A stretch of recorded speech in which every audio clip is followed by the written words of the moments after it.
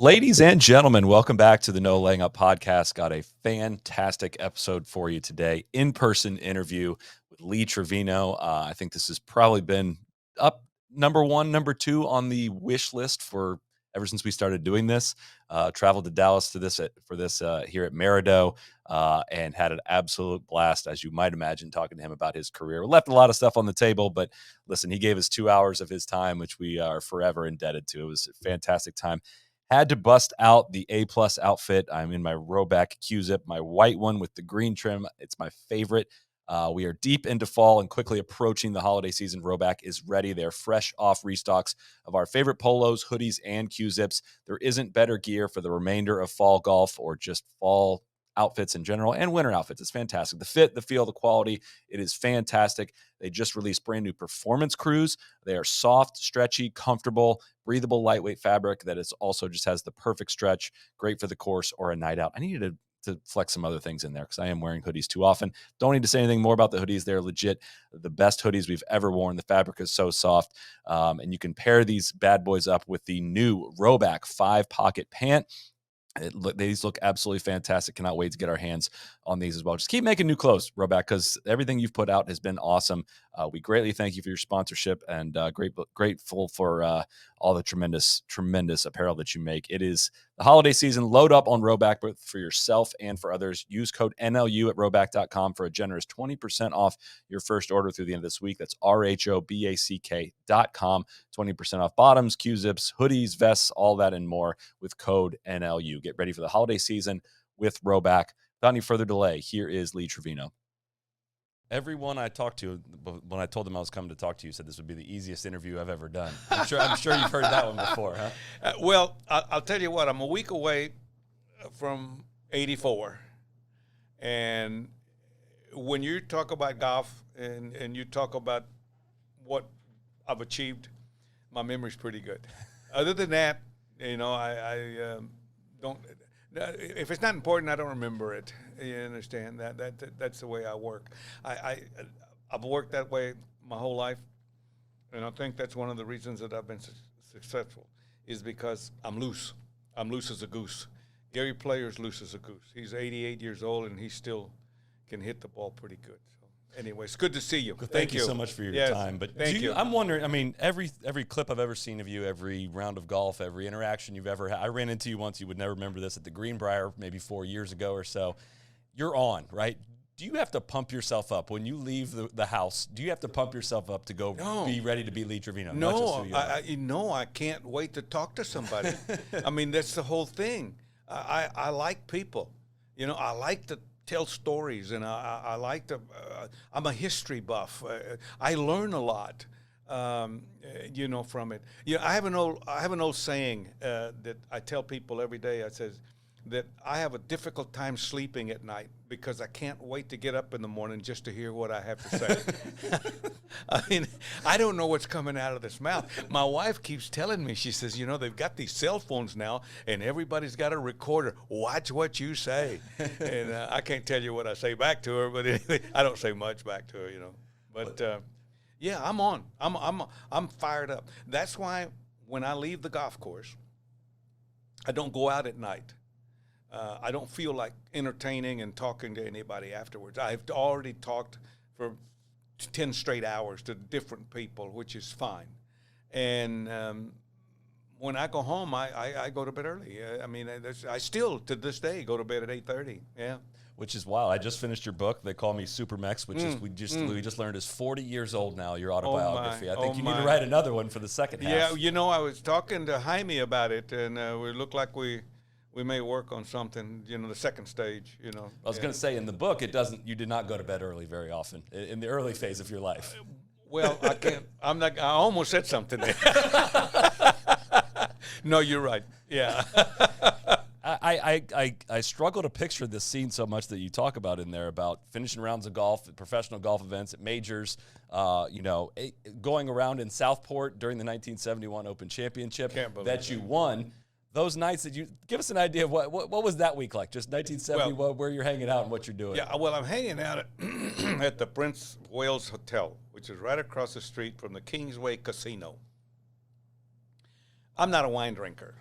I like beer.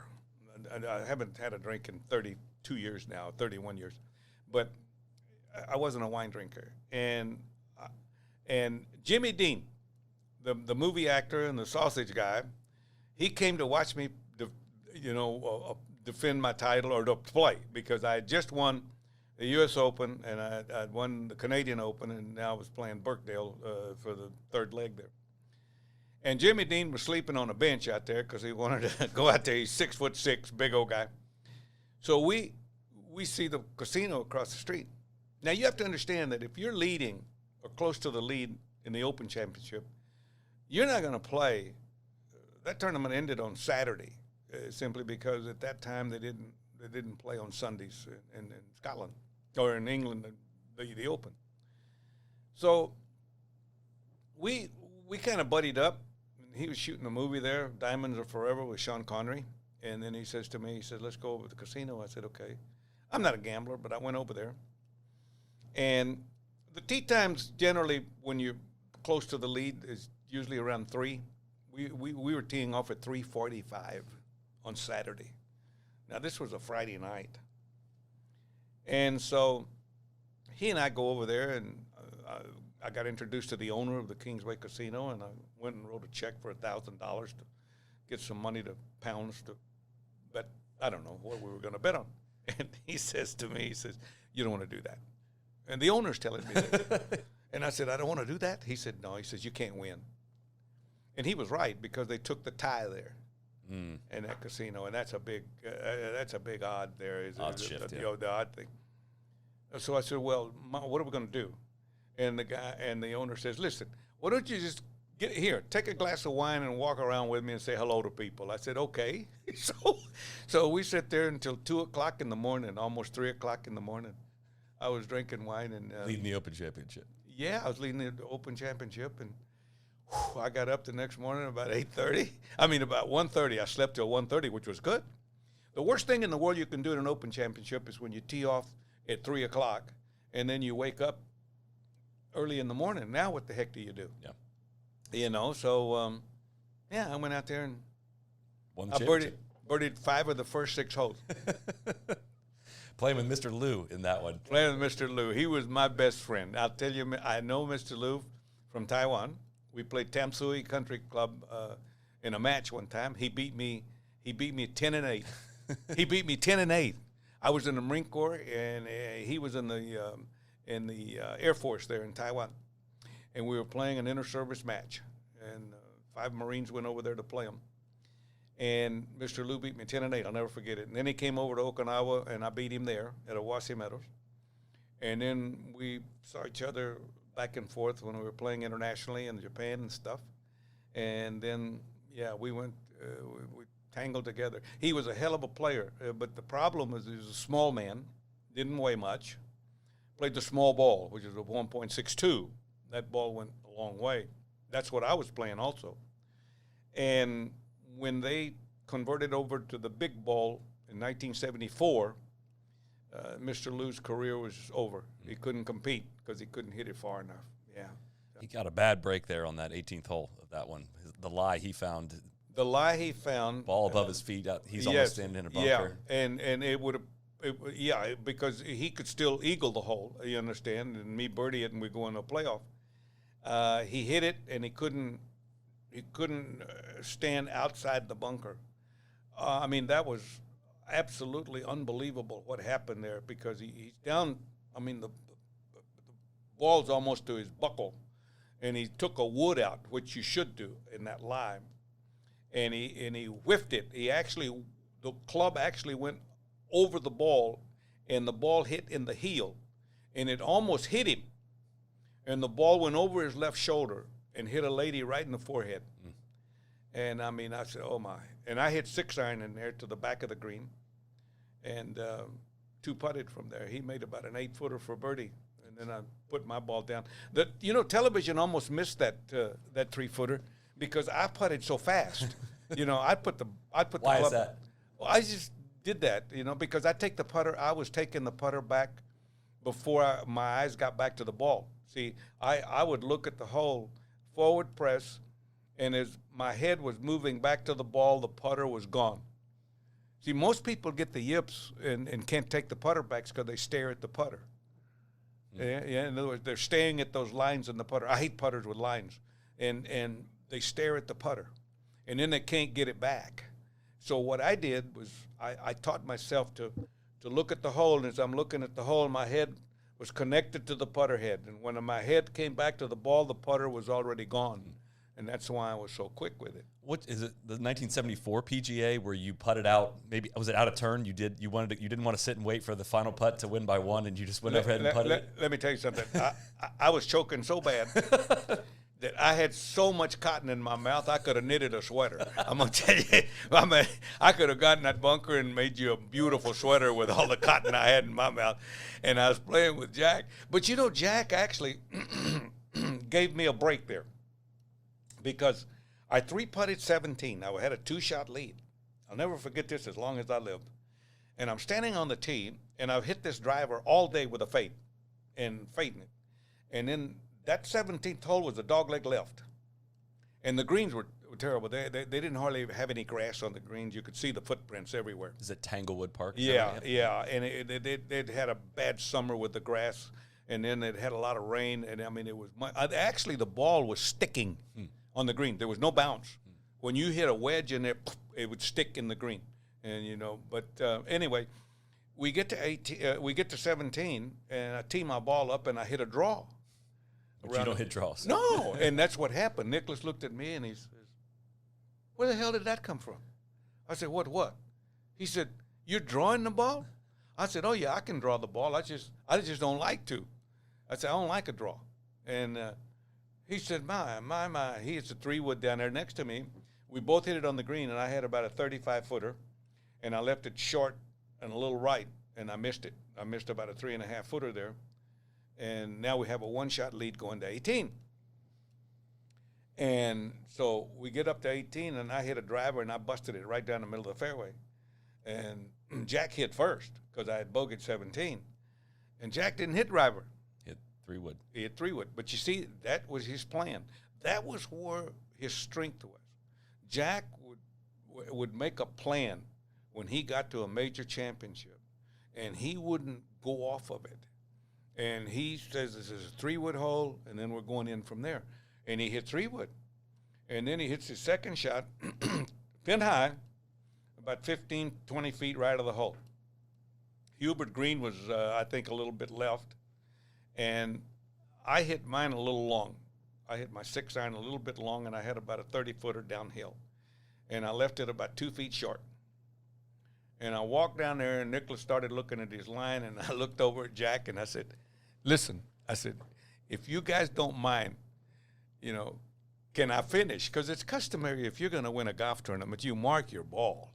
You understand? But this wasn't a guarantee I was going to win this tournament, because if Jack makes that birdie, now the heat is really on me. In other words, to make that 2-footer, or now I lose the tournament." Sure. And so and Jack didn't say a word. He kind of closed his mouth and with his eyes, and he hit and he just nodded his head, yes, go ahead. And I made it, and I made the putt. And then Jack missed his, and I ended up winning. But well, I believe, at least in your book, you say you told him out. He's like, "I'm choking." You use that choking line right to them right there. Oh no, I told him. I said, "Listen, if you don't let me putt this thing, I'm choking so bad." I said, "I'm gonna faint. I guarantee you, I'm gonna hit the ground. I'm gonna hit the ground." And he just kind of closed his eyes with a little grin, and he shook, and he says, "Go ahead." Mel, come on! I just 3-putted 17. I mean, this would have been disaster. Finished with a 3-putt. Come on, yeah, that's it. It always seemed like Nicklaus had a special affection for you. I mean, you got his You had his number. I mean, you beat when you guys were in the hunt together in majors. You beat him more than he beat you. That's for sure. But he seemed to have utmost respect for you and your game. That's for sure. Yeah, the one thing that he respected, I think, with me is how much I worked, because he worked hard too. People don't know how hard he worked. He's over there at Lost Tree in the back over there against those bushes. Nobody ever saw him practice. He had his private thing out there. He had 2 putting greens at his house, and one was Bermuda and one was bent. Mm-hmm. So he knew when he was going which one to practice on. But I think the respect that he had with me is where I came from and how I got there. Because he came up, in other words, in a white-collar world. And he's never flaunted it or anything else. But he came up, with a country club. Yeah, country club, junior golf, and the whole thing. And so, and I didn't start really playing until I was about 22 years old, really. But I think that the thing that he told people a lot of times, he says, one of the reasons that I lost to him and couldn't overtake him, he says, is because he wouldn't give you anything back. And that's one of the things that Jack told me once. He said he'd look at a board at a U.S. Open and he'd shoot 70, 71. Somebody is always going to shoot 65. And he'd look at me and he says, they'll be back. They'll come back. They'll come back. Don't worry about it. He says, they'll come back. And that's the one thing that he said about me. He said, the thing about Trevino is he's not going to give you anything back. He says, if you beat him and he's in the hunt, he says, you're going to have to birdie. He says, to overtake him. I hit the ball so straight. See, I didn't hit it far because I was a holder. And Zach Johnson plays the way that I play. And I hit a cut. Now, Jack hit a cut also, but he hit a release cut. He could release his club and still cut it. That's why he hit it so far. I mean, Jack could hit it 300 yards with that old equipment when we played. A little different skill test to do it. Yeah, with that I stuff. wasn't the advantage. There was an advantage the big advantage that Jack had on me. He had two. One, he could hit it farther than me. Couldn't hit it as straight. And two, he could out-putt me. But I was better with a wedge. You understand what I'm saying? And if you really statistically look at it, the rules, the way that the golf is played today, is there's probably 4 greens missed from the field. You'll miss 4 greens if you average it out, okay? Now, who gets it up and down most of the time, okay? The guy that can save par is going to win. It's just the way it is. When you miss a green, you got to get it up. You got to get it up and down because if you make bogey, you're giving a par 5 away, and that's where you mainly. If you look at par 4s and par 3s, they average out. You win with the par 5s. That's where you win. Eagles and birdies. You got to keep them, though. In order to keep them, you have to have a hell of a short game.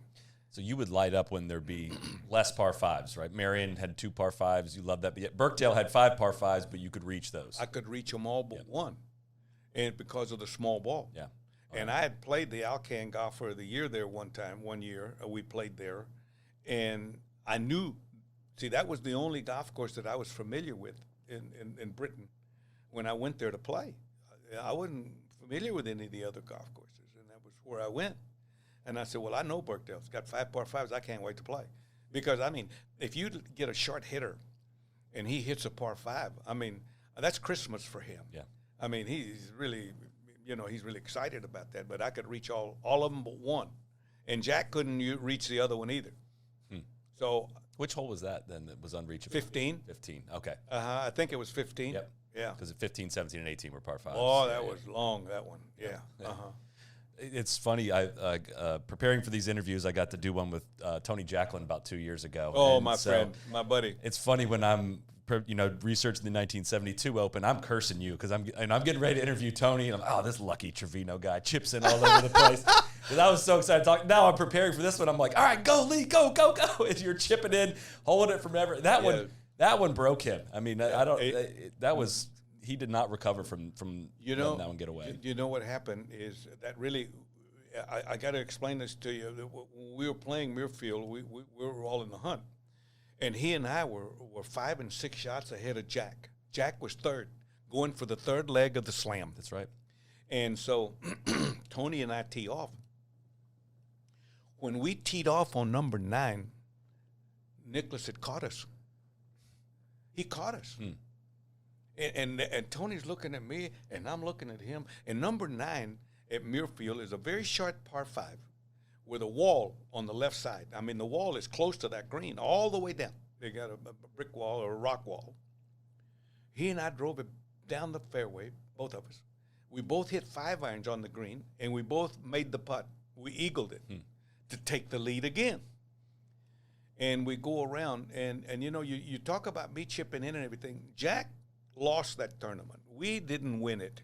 We just happened to have been there because Jack bogeyed 16, which was a nothing par 3. It was a 7-iron, 8-iron, big green. And he didn't birdie 17, which he can hit an iron to. And that's where he lost it. You understand? But as far as the chip ins are concerned, I chipped in 5 times that day.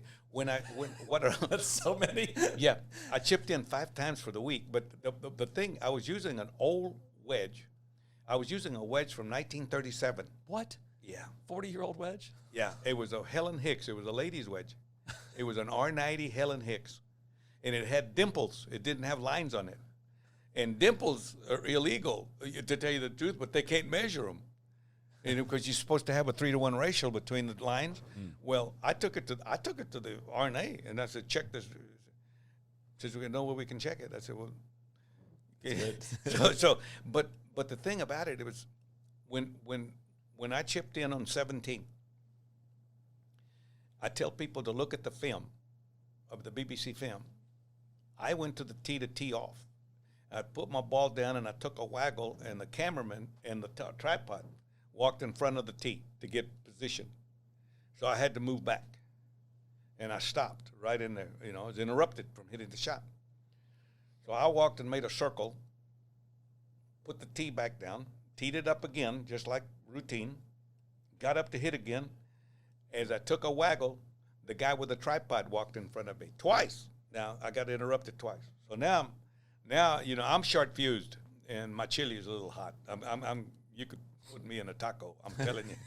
And so all of a sudden, I pulled it. I put it in the bunker.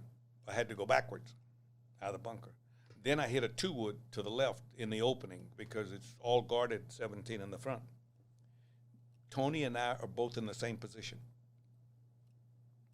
I chipped first, and I chipped it over the green, and well, I'm half-bladed it. It's what I did, and it went over the green because I'm still angry. I'm still steaming, and so Tony chips it and hits it. I don't know if he hit it fat or what, but he didn't hit it hard enough. Let's put it that way, and he leaves it about 25 feet short. So he lies 3 putting for birdie. He lies 3, and he's out. And he says, don't worry about it. Go bring it up. He knows I'm mad, see, and I'm hot. And Willie and I are walking across that green. He says, so I'm standing there. He says, go ahead and finish if you want. Don't worry about it. I said, oh, thanks. So I went over there and pulled out a 9-iron and dropped it on the ball and went in. It shook him up so bad that he missed the 3-footer. He 3-putted from the 3. Yes, and then I ended up with a lead going to 18, and I hit an 8-iron to 18 about 8 feet, 9 feet.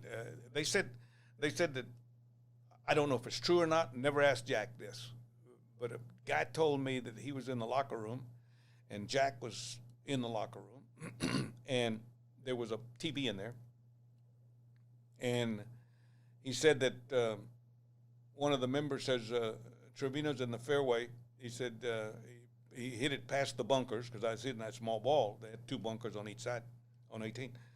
And I took an 8-iron out, and I was fixing to hit the ball, and Jack's looking up, and the guy says, you're not going to go out there to see what he does? He said, no. He says, I can see right here.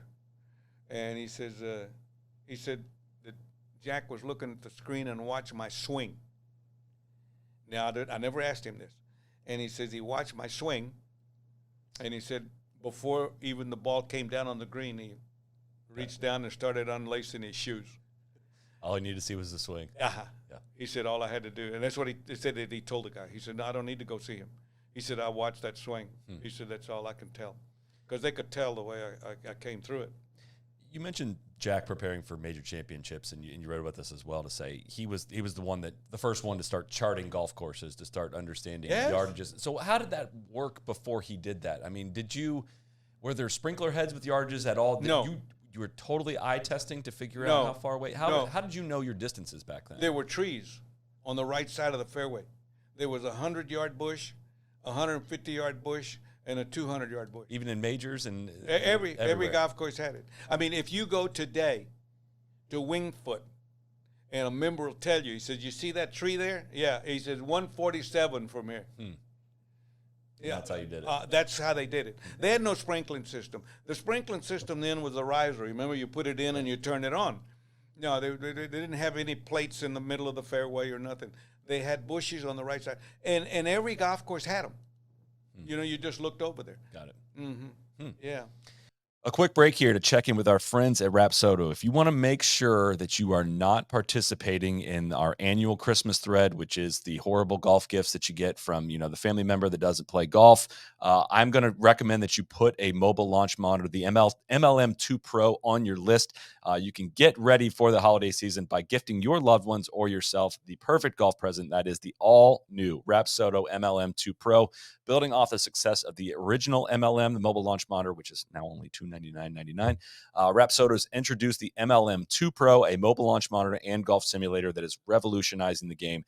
This award-winning device offers 3 video replay options to analyze your swing, deliver 13 different key metrics, and boasts an impressive selection of over 30,000 simulated courses. One of the most remarkable features that you'll find is its portability. Whether you're practicing shots at home or aiming to enhance your game at the range, this device easily fits under your golf bag for effortless transportation. It's priced at $699.99. It's a steal. My Golf Spy recently dubbed it the best value launch monitor, and that is a crowded marketplace. So I would listen to them on that one. Visit Rapsodo.com to take advantage of their exclusive deals and take your game to new heights. From now until December 10th, you can save $69.99 on the MLM2 Pro, plus a dozen RPT golf ball bundle, or enjoy 20% off Rapsodo Sim Simulators, or Sim Studios, Whether you've got space for a 13-wide enclosure or just enough room for a backyard net, Rapsodo has 5 studio options tailored to fit your needs. Plus, all 5 studio bundles are available for under $3,000 or under $5,000 if you include a projector and the MLM2 Pro. So lastly, you can save on the original MLM by using promo code NLU to save on the MLM Plus Premium Membership Bundle, unlocking total savings of $99.99. Don't miss out on this opportunity to elevate your game with Rapsodo and to play without limits. Back to Mr. Trevino. It again, you could go way back to the unlikelihood that is your career, but tell us about your first U.S. Open you played in 1967. Do I have that right? 66 U.S. Opens. The first one you ever played. You're right. I qualified in Odessa. How'd you get signed up for that, though? Well, it was $20, and I was playing pretty good, and guys talked me into it because I was beating everybody. I mean, everybody I played with, I beat. I mean, I played Tennyson Park. We played every day. I'd play with pros. I'd play with anybody. I mean, they'd even bring people in that I don't even know. One guy came in from New York, ran right over him. I mean, he was a hell of a swing, too, he had. And he was a pro, PGA pro, and he was from New York, and he came down, and, yeah, we'll play. I mean, Marty Stanovich, I played with him as a partner there one time when they played the big money games. Mm-hmm. And he actually came and recruited me at the driving range. I'll never forget it. He looked over at the counter, and they called him the Fat Man. And he's sitting there, and he had a lot of gab. I liked it, talking to him. And I knew he was a golfer. And he says to me, I hear you play a little bit. I said, I do. He said, you play at Tennyson Park? He said, yeah. He said, that's where all the big games are. I said, yeah. He said, yeah. He said, I'm playing out there next week. I said, you are? I said, yeah. He said, you know the course well? I said, yeah. I said, I probably have a +6 there. He said, a +6? I said, oh, yeah. I said, I very seldom ever shoot over 65, 66 on the course. And he says, well, I need a partner. I said, I don't have that kind of money. He said, no, you just need to play. I said, okay. So I was his partner, and we did pretty good. But that was the thing, I played – a lot of different people, and I beat them. So all of a sudden, they said to me, you got to qualify for the Open. I said, how do you do that? They said, it's easy. They'll give you a thing, fill it out, send you $20 in. But didn't your wife sign you up for it, unbeknownst to you? Yeah, okay. The second, the first one. The first one, yeah. My wife says to me, she says, why don't you play? Why don't you try it? I said, are you kidding me? I said, that rough is high. I never played rough. We never played rough. We didn't know anything about it because public courses are all mowed down so you can play fast. So, yeah, signed me up. So I went. Where do I end up going? San Francisco. Olympic. Oh, my God. That rough was a foot high. I mean, Arnie had a 7-shot lead or something going to the back nine, and he lost it. And then he did the same thing in the playoff, with the Casper. So, yeah, I went up there. I finished 54th. Reese McBee, my buddy, shot 64 that first round. I played a lot of golf with him. And, I finished 54th, 56, I guess. T54. Yeah, that's exactly. But I right. never played again. I didn't play anything else. I just kind of back to the driving range, back to doing what I know what I have to do, and picking up range balls and doing whatever. And then I qualified again in '67. And right here in Dallas at the Dallas Athletic Club, I got the 4th spot, and we go to Boulder Straw. And so my friend of mine, which was the pro at Cedar Crest, Dennis Lavender, which was a disciple of Ben Hogan. They all played a lot of golf together back in the 40s. He takes me in the back of his shop and he says, Carranza? I don't know why he called me Carranza. I figured it out the other day. Carranza? He said, I got to go back here and fix you a putter. He said, that putter that you have is too heavy for the greens that you're going to go play. You're not familiar with the East. I said, yes, sir. He said, I want you to take this putter. So he fixed me a 3852 Tommy Armour reverse A blade. And I'd never putted with a blade. I was putting with a mallet head the whole time. And I went up there, and I ended up winning the golf tournament, And I stayed with a family there, the Kircher family. He had 6 kids, no air conditioning. It was the greatest experience I've ever had. I enjoyed that so much with those kids. We're still friends. And I remember Susan, which is a big lawyer now up there, when she was 2 years old, we were outside looking for a 4-leaf clover, and we found one. And I put it in my back pocket, and I will put it in that back pocket every day when we played. Yeah, but I qualified for it, and by winning that Open. 67 at Baltusrol, though. This is the 5th place finish, right? Oh, that's the 5th yes. place. That's right. Yes. So I finished 5th in the tournament. And I came back home and went to work. $6,000. Didn't you go straight to Cleveland, though, after right that? To Cleveland. You made you're exactly right. $6,000 check, but the money hadn't hit yet. I couldn't cash it. You didn't have the entry fee money. I was trying to cash it. So I win $6,000, right?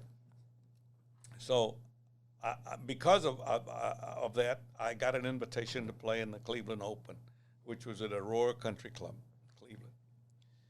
And so I went down there, and I really didn't want to play. I wanted to go home and party in El Paso because I had $6,000. I mean, come on. And so I'm coming up the 9th fairway. I'll never forget that. And you're looking at that book there. And I'm coming up the 9th fairway, and there's some signs behind the green. And the signs are on cardboard, and they're saying, go get them Supermax. And it gave me an idea, and I copyrighted the name and Supermax. I've had it copyrighted since 1967.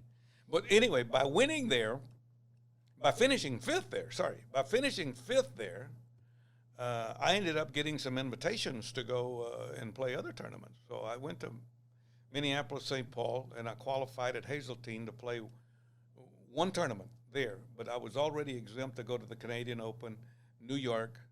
Hartford invited me. Well, tell that story about Monday qualifying at Hazeltine. Well, I mean, you have to understand that the PGA owned the tour at the time. And by the PGA owning the tour at the time, if you had a PGA card, which I had one, and you played in a tournament and you made the cut, you were automatically in the next tournament if you wanted to play. So by getting an invitation to go to the Western Open in Chicago, I went a week early, and I said, let's go practice. And I took my wife, my daughter. Leslie was, I think, about 4 years old. And I said, let's go Minneapolis, St. Paul, will qualify. Nothing around Hazeltine. I mean, it was just a pasture. It was a farm. And they built this golf course. So you parked right across the road. You park right next to the clubhouse in a field. There's no concrete, no blacktop, no nothing. You just park there.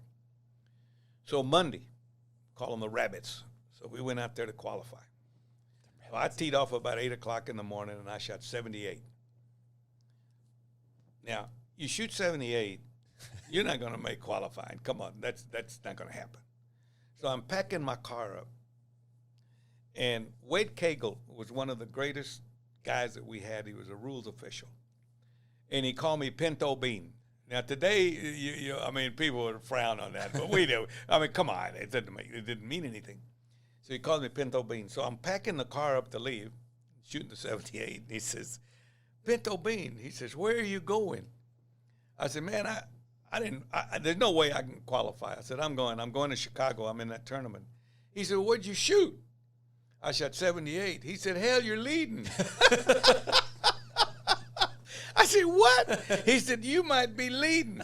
And, Hazeltine was a brutal golf course. We'd never seen anything like that. Yeah.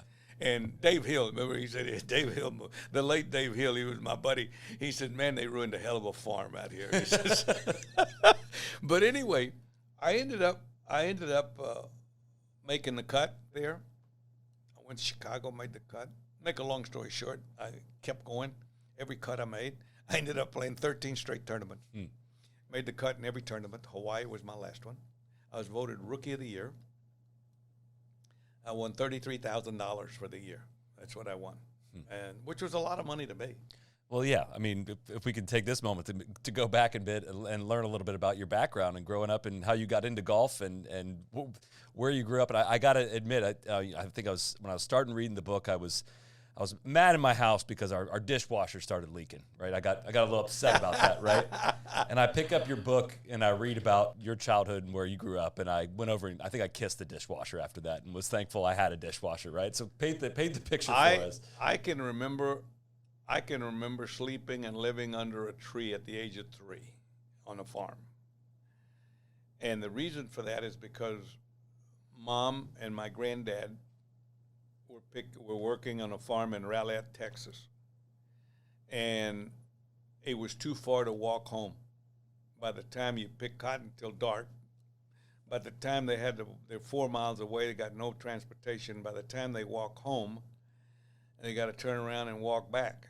So we were just staying under the tree, doing that. I can remember that like yesterday, no question about it. And I went on from there. And when I was 6 years old, about that, we moved to a small house, and it was a sharecropper's house in the middle of a field, a pasture, in Dallas, North Dallas. It was north of the cemetery. My granddad got a job digging graves at this cemetery. Maybe one of the reasons that I'm as tough as I am is I used to go up there at night and water and water the plants and the bushes until midnight. Now, when you're 6 years old and you're walking around those tombstones, and you can hear your footprints, you can hear your feet hitting the ground. You think somebody's behind you. You learn to get a little tougher. You understand? But there was a golf course next to that house, and so we were watching these people hit back and forth, and they would hit the balls out of bounds and stuff. And then at night we'd go up in the field and look for golf balls. We'd find them, sell them back to the members. But I never started playing until I got older. I dabbled with it a little bit. Started caddying at a young age, and never got through school very far simply because we had to walk 4 miles back and forth because we were out there in the middle of a pasture. And so, so what we did is when I was about 14 years old, that was it for me. Dropped out, started caddying. My uncle caddied there. I knew some guys that I caddied for every Saturday and Sunday. It actually got us through because I made more money doing that than anything else. What was the caddy fee back then? 90 cents for 18 holes. Usually got $1.25. But you could buy groceries for a week. I mean, it was crazy. Oh, yeah. A half a loaf of bread was 15 cents. I mean, to see it now. But anyway, so that was it. And then I wasn't any different than anybody else. I caddied there. Then I got a job there, and I worked on the golf course. But we didn't play. But we were familiar with it. We could see people swinging. We'd get a club. We'd swing it. We'd do this, do that. Never played any golf. I mean, couldn't afford it. Couldn't afford to go and play golf. Couldn't afford the clubs. Couldn't afford anything else. But and then I ended up, when I was a little late 16, I started messing around with the guys, and you get in trouble. And even though if you're not doing it, they're doing it. You're part of it. And finally, they got us. Where I got in trouble, to tell you the truth, when the first time is I was running with this kid, and I had a old 49 Ford, blue 49 Ford, and we were drag racing with it, and didn't have any hubcaps on the car because you're not allowed hubcaps when you drag race. So we're working at this little golf course in Irving, Texas called Knollwood, and he was caddying out there, and I'm working in the concession stand inside. 16 and a half, almost 17 years old. And all of a sudden, a guy parks next to me with he's got some spoke hubcaps on his car, and they fit my 49 Ford perfect. You know where this is going.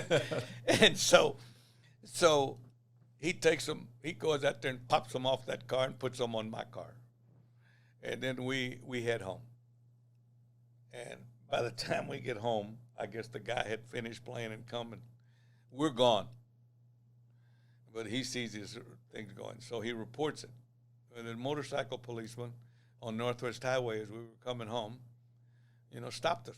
And he says, where did you get those hubcaps? I said, which hubcaps? He said, the ones you got on that car. And I'm sitting there. He said, listen, don't even say anything. He says, I know where you got them. He says, I got the man's address. And he says, I want you to take those hubcaps off, put them in the trunk of that car, and I want you to drive those hubcaps to that man's house. I want you to take those 4 hubcaps, ring his doorbell, and give them to him. And I will be waiting for you down the street. And I did. And I'm crying, and I'm nervous. I don't know what the hell to say. And gave him back the hubcaps. That was the last thing I ever took that didn't belong to me. I swear to God to you. And you didn't get fired from that? Nobody ever knew about it. Okay. But what happened was the police officer said to me, he says, how old are you? I said, I'm 16. He said, when are you going to be 17? I said, December 1. He said, I need you to talk to somebody. I said, okay. So he took me down to the Marine Corps recruit center. And he took me down there, and the guy, I was stout. I mean, I've been working my whole life. So he looked at me and he said, yeah. So he sat me down, and with about 15 of us, we took the little exam. 4 days later, they put me on a plane to San Diego. Off to the Marines. Off to the Marine Corps, yeah. And you were a machine gun specialist? Yeah, I was a 0331. I was a machine gunner, 30 caliber. Yeah, I spent 4 years in the Pacific, yeah. And how did that lead to golf? Well, I was dabbling with it and everything else. And then when I went in the Marine Corps, they had a range out there, and I was hitting it. And then all of a sudden, they said to me, I was fixing to go into recon, and reconnaissance is it's like the Rangers and stuff. And I was going to go into recon, and they messed my orders up. And like I said, I didn't play much, and they messed my orders up. I knew about golf. I knew how to play it, but I never got a chance to play a lot, not how good I was. So what happened was they messed up my orders. And we were in Sukuran in Okinawa. We had just gone from Middlecom Fuji in Japan to Okinawa. And my orders were messed up. I was supposed to go to different training. And all of a sudden, the captain, I called for office hours, and I go in to see the captain, and I said, they messed up my orders. I said, I'm not supposed to be here. I said, I'm supposed to be at recon. And he says, oh, man. He said, how in the hell did they do that? He says, I got to do all this paperwork. He says, let me ask you something. He said, you play a sport? I said, I can play golf. He said, hold on, just stand right there. He picks up the phone and he calls the guy named, his name was Bill Irwin. I'll never forget his name. He was from California, and he was the amateur champion in California. He said, I got a kid up here, says he plays golf. He says, do you need somebody on that team? And the guy says, yeah. He says, we need a guy on that team. He said, send him down here. So I go down there and I talk to him. I told him how I came up and where I learned the whole thing. He says, good. So he takes me out to Owasso Meadows. Owasso Meadows was a little short course, sand greens. So you rake the sand and, make it smooth, and then you can putt. And then the hole's bigger, too, simply because it caves in. Mm-hmm. So the hole's not 4 inches. It's probably 6. And so I go out there, and we played 2 rounds a weekend, and I shot 78, 67. He said, yeah, you'll be fine. So I started practicing. I've realized that a long time ago. If you want to be really good at something, you got to practice. You can be the greatest player in the world with bad habits. Everybody's got bad habits. I had bad habits. I didn't have the greatest swing in the world, but I practiced as much as Mr. Hogan. That's how Mr. Hogan got there. But anyway, so I go out there and I start practicing. And any place I can hit golf balls, I'd hit. I'd go to the baseball field. I'd go to pastures. I'd go everywhere. All self-taught. All self-taught. And then it took me about a month and a half. I became the #1 player on that team. That's where I met Orville Moody. That's right. I met Orville Moody in Japan. Yeah, he was the pro there at the base, and he ran the golf course. Now he could really play. We couldn't compete with him. I mean, not at all. I mean, he was like playing a Tiger Woods. Yeah, we couldn't compete with him. We went to Zama, Camp Zama. That's where he was at. We played a tournament there, and he beat us by 18 shots. That's how I finished second, 18 shots back. And then when do things get elevated for you, though? I mean, after the Marine Corps, you go back to Dallas, I believe, and this is when you meet Hardy at the driving range. Is that right? Yeah, okay. And I went to work at the driving range, and no, I worked at the driving range before that. Before that, okay. Yeah, before that, and but the thing elevated for me is when I got out of the Marine Corps. After that is when Hardy got into it. But when I got out of the Marine Corps, I didn't go to work for Hardy Greenwood. Okay. No, I actually went to work for where you're sitting right now. I went to work at this club right here. It's a Jewish club. It was called the Columbian Club. They had 9 holes around this huge lake, and they were building a new 9. I got out on the Marine Corps birthday of 61. And so what happens is, they're building the new 9 here, and they need somebody. So I got on, and I welded the irrigation here. I helped weld it. I wasn't the welder, but I helped weld the irrigation here on the new 9. That was my first job out of the Marine Corps. Didn't even play. And what happened was one Friday evening, after we finished welding all day, I would hit golf balls on the other 9. On the other golf course, nobody was on it, and I'd play a few holes. We'd play for quarters and 50 cents and whatever. And I was beating these guys out of more money than I was making working. So that drove me to practicing even more. So I was going up to Hardy's and hitting range balls. And I guess he kept looking at me, hitting these golf balls. So what happened was after I was on that Friday, I looked at the first fairway, and it hadn't been mowed. And it bothered me simply because our members didn't want to see that. So it was like 6:30 at night. So I went to the maintenance barn, and I hooked up a tractor and the gang, and I mowed that fairway. And while I was mowing that fairway, this guy was walking across the fairway, #1 fairway, and he comes over and he stops and he leans on the tire and he says, how you doing? I said, I'm doing fine, sir. He said, listen, he said, is this what you're going to do the rest of your life? And I said, I don't know. I'm only 21. I said, come on. I'm 21 years old. I'm got a little beer, making a few bucks. And he says, no. He says, I've been watching you hit golf balls at my range. And I said, oh, you own Hardy's range? He said, yeah. And he said, my name is Greenwood. I said, yes, sir. He said, I think you got some potential. And I said, really? Uh-huh. I said, well, he said, I'll tell you what you do. He said, I'm going to give you $100 a week, which I wasn't making there. He said, I'm going to give you $100 a week. He said, you come to work at 2. You close it in 10. I have a par 3 course. He says, you alternate. You run the driving range one night and the par 3 one night. And I said, $100. I work 6 days a week. And I said, man, that's good. So when I went to tell him here, I was such a great employee. When I went to tell him here, they wanted to double my salary. I said, yeah, I'm doing 3 people's work. You understand? They wanted to double my salary. So I quit, and I went there, and I started practicing. And, I mean, I had it all. And I think one of the reasons that I learned to hit the ball so low is because we had a sign. We had a target 175 yards out, big metal target. And I was always trying to hit it with a driver, low drivers in there, and that's how I learned to hole.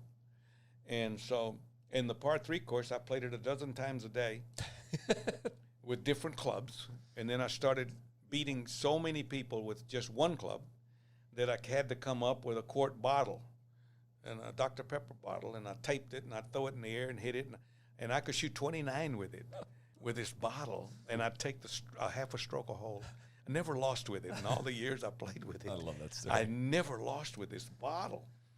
And so I practiced until 1965.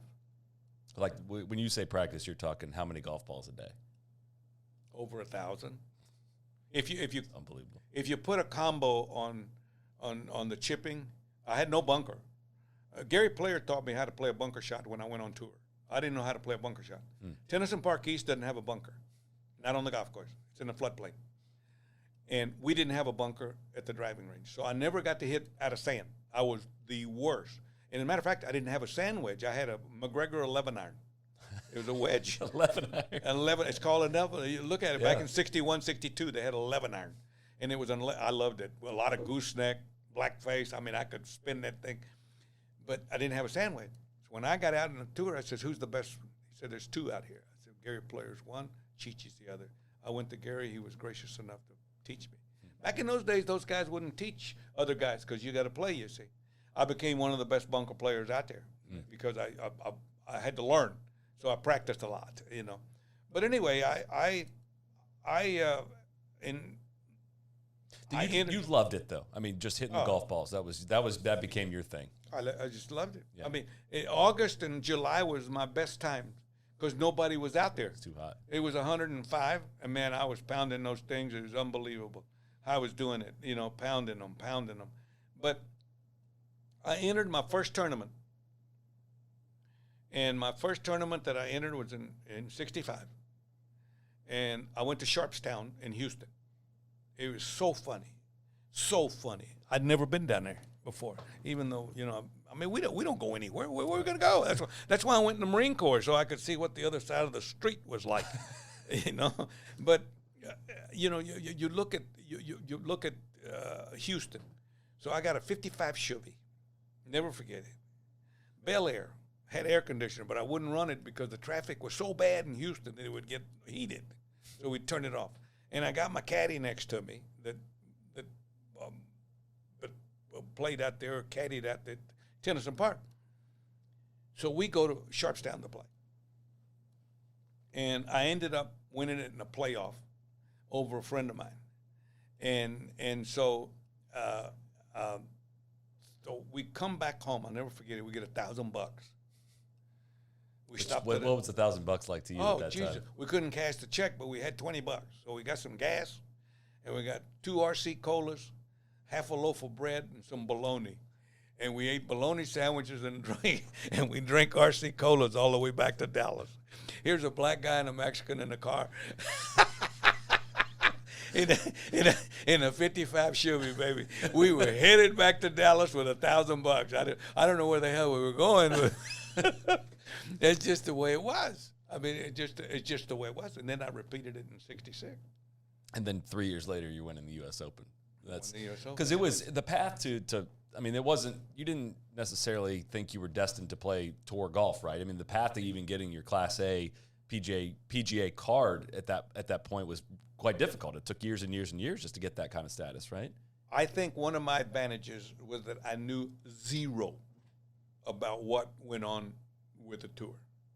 Today, these kids are 7 years old. They know about the majors and Augusta and the U.S. Open and this and even when they're practicing, they start getting nervous and pressure. I didn't know one tournament from the other. Mm-hmm. I just knew that they were going to let me play, and I didn't care what the money was like, and I didn't know what the prize money was.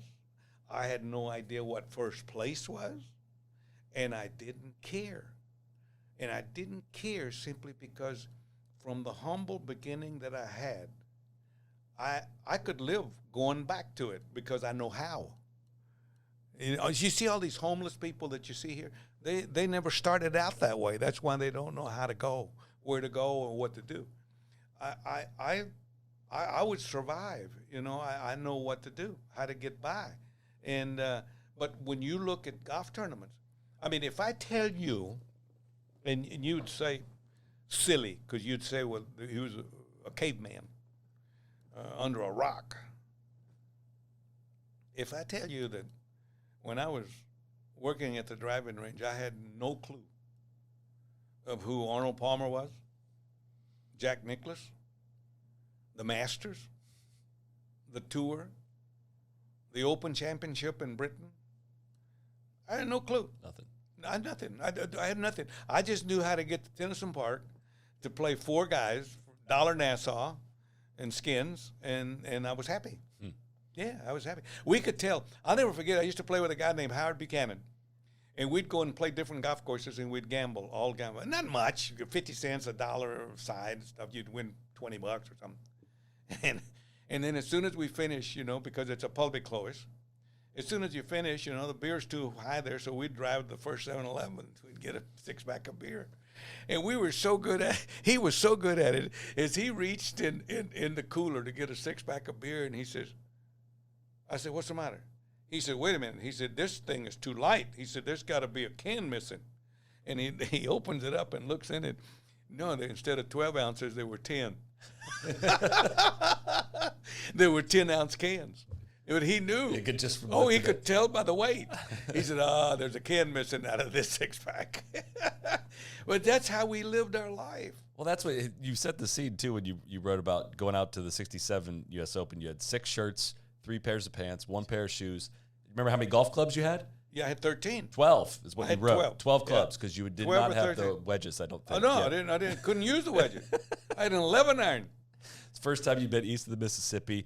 You didn't have a suit coat, so you weren't allowed to eat at the club? I had to eat in a Chinese restaurant every night.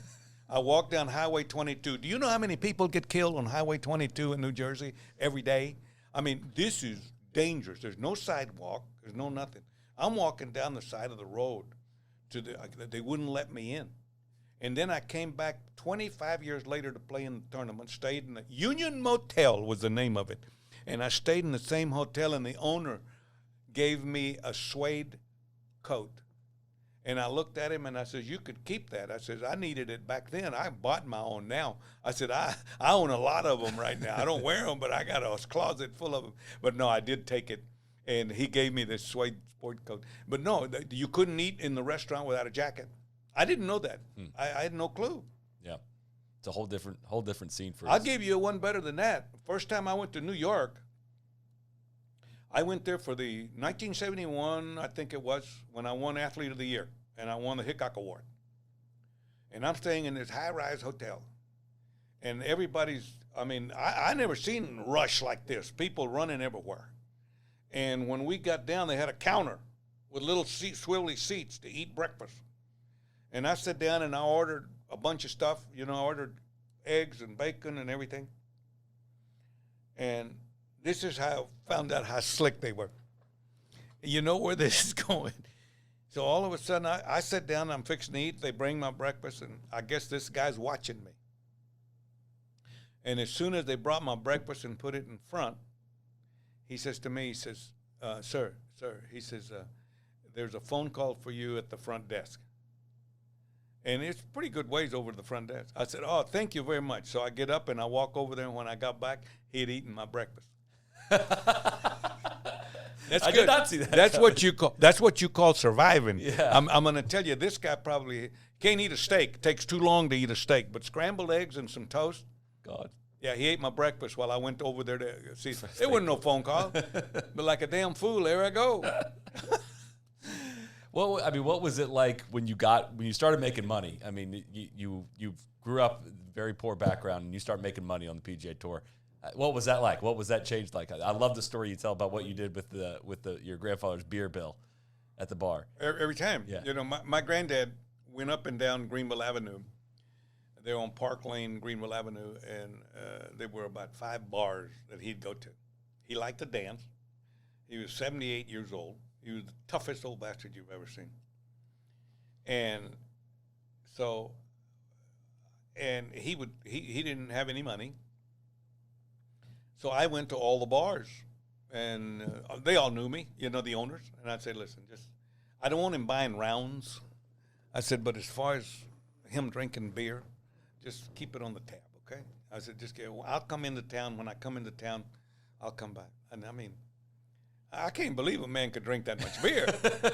I mean, I'd go to a bar and it was $100, and I'd go to another one and it was $180, and I go, where the hell is he drinking all this beer? How much were beers back then? Oh, a quarter. I mean, holy moly! But that's what I did for him. Yeah, I did that. I was so good. Bought my mom a house when I won the Open in '68. Bought her a little small house, cost me $25,000. And then the biggest mistake I ever made, but I should have known, I didn't have sense enough to realize this, because, you know, we had all the old furniture, or the old stuff, the Victrola, the whole thing. So I told him, I said, listen, I want to buy her a new house. And I told this lady that was working with me, and I said, listen, you think you can furnish it? She said, I can take care of that. She said, yeah. I said, well, what are you going to do with the old stuff in the house? I said, throw it away. Oh, she said, I'll take it. I said, okay. I mean, this was worth more. I threw away more stuff. Classic furniture. Oh, I mean, this stuff was really, you know, an antiques. But I threw them all away. Had to teach your mom how to use the phone. And she had the phone. Yeah, but well, if you're gonna comment on your grandfather's beer drinking tabs, we got to go through some of the stories, because you could throw it back in the day as well. And I was amazed. I mean, you were not gonna. This is well documented, but you're not gonna find that in the current day. Guys don't roll off the golf course into the clubhouse at Muirfield Village now and throw back as many beers as you would throw back in the clubhouse. Let me tell you something. When we played on tour, and all the old guys, well, they're all gone. I mean, they're older than I am, and so they're all gone. But they'll tell you that we didn't have orange juice in the locker room and Cokes, you know, and water. We had a bar, and the you know, the locker room attendant knew what you liked, and as soon as you come in and sit down, if you drink scotch and water, as soon as you sit down, you know, that locker room man, I mean, that was his living. He'd come down and with a scotch and soda and say, hey, Mr. Trevino. He said, I don't know what you shot. He said, but this will make you feel better. Sure did. Sure will. And then that's it. I mean, you know, and there's nothing worse than getting a buzz, because you chase it. Yeah. You know, you go, always chase a buzz.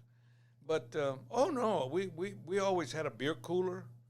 I mean, it was unbelievable. The one time in Chicago I thought I was going to get killed is I played in the morning, and I played terrible. And we were playing Butler. It's a men-only course. And I was in the locker room, and they had Pabst Blue Ribbon. They had the little cans, a little 6-ounce can. And I finished, and JC hadn't teed off yet. And I finished at noon. He teed off at 8:12:40. So I started drinking Pabst Blue Ribbon. And when he finished, I was still sitting there drinking Pabst Blue Ribbon. So he played bad, and he doesn't even drink. And JC will tell you, and Sue, his wife, was waiting on him at the hotel. And he sat down with me and started drinking, and we stayed till 11 o'clock. and we stayed till 11 o'clock, and I took him home. and she grabbed him by the throat when she got to the door, and I took off running. I'll never forget that, because JC never touched it. He never touched a drink. That was the only time I ever saw him drink. Well, what happened at the 1968 PGA Championship? I believe you were drinking on the Saturday night, and then something happened with some Gatorade. This story is incredible. Well, I should have won that PGA. We're playing Pecan Valley in San Antonio, and I've got a condominium right next to the clubhouse because they had the condos there. And a guy by the name of Bucky Woy at the time, his son is a big agent for some of the ball players and stuff now, but his dad was fantastic guy. And he was a go-getter. He was the type of guy that you could kick him out the door, but he'd climb through a window. He didn't take no for an answer. So we're sitting there and they're partying in the living room. Well, I got to get to bed because I'm there pretty close. I'm a shot back or whatever it was. I might have been leading or tied. So anyway, no, I wasn't tied because I finished before the other guys. And so maybe a couple of shots back. I can get the answer for you right here. Third round, you were 2 shots back. Yeah, I was tied for third. Yeah, right. I was a couple of shots back, and they're all partying and everything. All of a sudden, a guy comes through the front door with a case of Gatorade, and nobody knew what the hell this was. Gatorade, what is it? He said, "Well, it's a thing that they did in Florida or Florida State College, and they did it for the players to get hydrated and all this baloney." I said, "Okay." I tasted it. I said, hell, this is pretty good stuff. So now we're drinking tequila. And they said, well, how is it if you mix it with tequila? And the guy says, pretty good. So we started mixing it with tequila. It was pretty good. It was pretty good. So we got drinking. So I said, man, I got to go to bed. So it was about midnight. I'm not going to play till 1:30, 2 o'clock. So all of a sudden, I wake up about 3, 4 o'clock in the morning, and I'm thirsty, boy. I am thirsty as I can be. And I see this pan, that you would boil eggs in or something, and it's in the refrigerator. And it's got Gatorade in it. And I said, oh, shit, I'll drink that. And I chug-a-lug that stuff, and it was full of tequila. Well, I'm right back where I started. I'm right back where I started. And it was 108 degrees the next day. God damn, I don't know how I ever finished. That was the worst. Silly stuff. What did you shoot that final round? It wasn't good. Let me see if it's 75 maybe? Let's see if it's in there. You didn't finish in the top 10. No. So you fell back. I don't know what you shot. Yeah. Maybe I'm still out there. Yeah, it wasn't good. Ah, damn. That is that's one of my favorite stories. But that Gatorade. I mean, it was good with that tequila. We liked it. What about an exhibition in Gary, Indiana, with Tommy Bolt? I shot like 29 on the front, and they had a pickup truck chasing us down the fairway, and it was full of beer. And I said, how many beers do you think I can drink on the back 9? And the guy says, I don't know. They're starting to bet on how many beers. I think I drank 10 or something on the back 9. I got 13 in my Could notes. have been. I drank about 13 beers on the back, and I think Tommy beat me. I got to where I was rolling the ball, but they were laughing. We were having a hell of a time. Yeah. I think you shot 43 on the back 9. Oh, yeah. I got gone. I was gone.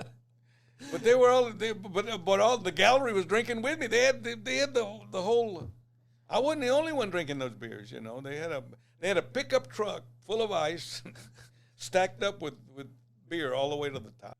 When did it click for you that, obviously you learn about making all this money playing golf on the tour, but learning about what kind of money you could make off the tour, endorsements, and the personality that you brought to golf, how marketable that was. What was that kind of journey like? Well, I didn't understand it, to tell you that truth. It's almost like this golf thing again. I didn't know that there was that kind of money out there in doing this endorsement. See, Mr. Palmer knew it because of McCormick. I didn't have that. my whole interest was playing golf, winning money on the golf course. I had an old, the belief that I had the third mentality. You save a third, you pay the taxes with a third, and you spend a third. And I thought that's how the world turns. Mm-hmm. And it does not. You understand? There's a lot. If you win, it took me a while to realize that you're measured by majors.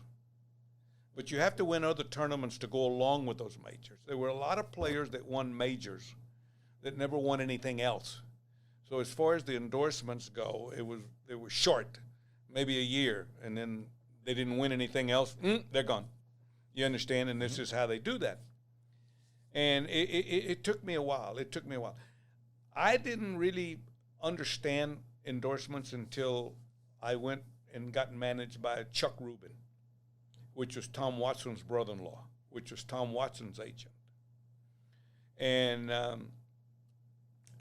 he was out of Kansas City. And that's when I started making I didn't start making the big dollars until the Champions Tour in 90. Wow. I made a lot of money after that. See, I quit playing in 81. People don't realize that. Back injury? Mostly. Yeah, I've had 4 back injuries. I got hit by lightning, and I quit. I quit actually participating in 1981.